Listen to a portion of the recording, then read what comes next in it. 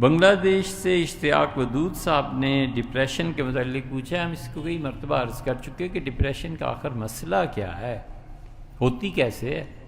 ایک مسلمان اور اللہ اس کا پروردگار عالم، جس کے سامنے وہ سجدہ کرتا ہے اور جس کی عبادت کرتا ہے، اور جس نے کہا ہے اپنے نبی صلی اللہ علیہ وسلم کے ذریعے ہمیں کہ انا عند عبدی ما ظن بی، میں اپنے بندے سے وہی کروں گا جس کے متعلق، جو میرے متعلق وہ سوچتا ہے، خیال کرتا ہے.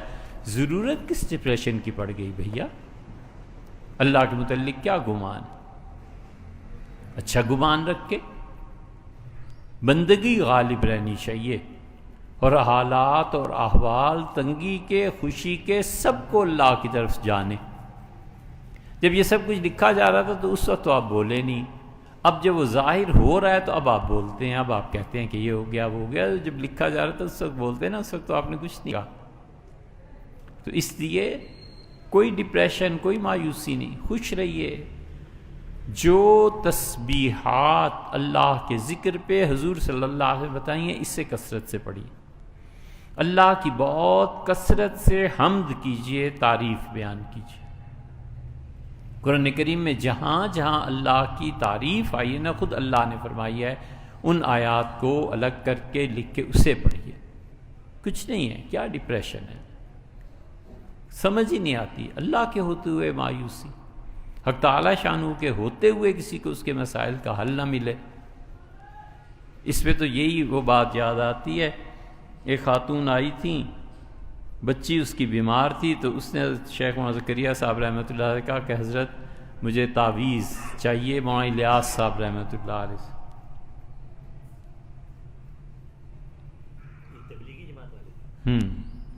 تو مولانا الیاس صاحب رحمۃ اللہ دہلی تشریف لے گئے تھے.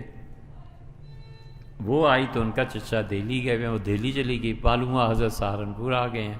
پھر ادھر آئی تو پھر حضرت رحمۃ اللہ کہیں اور چلے گئے. تو آخر شیخ نے ایک دن اس عورت کے یہ سفر، یہ اسرار، رونا دھونا اس پہ لکھ دیا کہ چچا جان یہ عورت ہے اور اس طرح تعویذ چاہتی ہے. حضرت شیخ نے کہا میں دے دیتا ہوں. انہوں نے کہا نہ، حضرت سے چاہیے. یہ عورتوں کے بڑے عجیب عجیب قصے ہیں.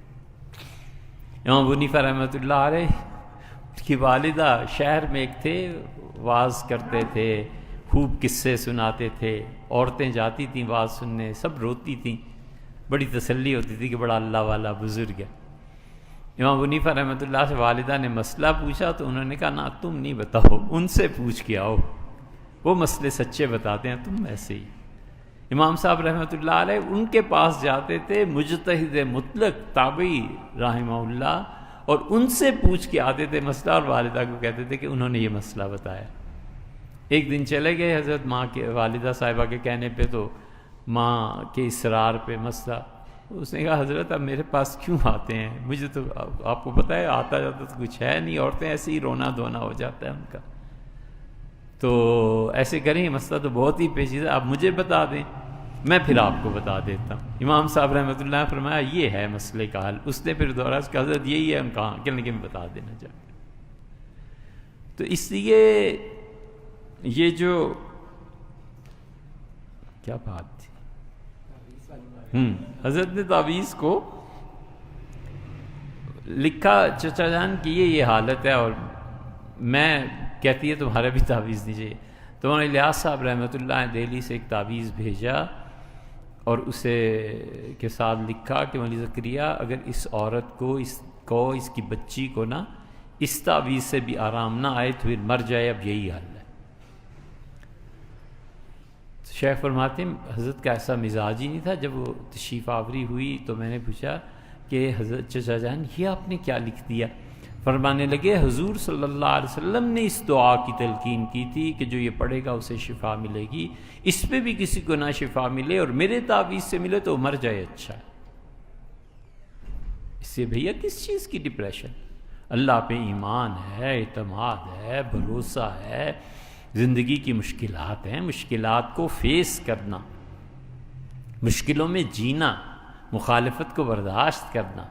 وہ بھی کوئی آدمی ہے جس کے دو چار دشمن نہ ہو، وہ بھی کوئی مرد ہے جس کو دو چار مارنے والے، تانے دینے والے نہ ہو. یہ ہونا چاہیے. زندگی کی رسم و بزم یہی ہے، زندگی کا لطف اس میں.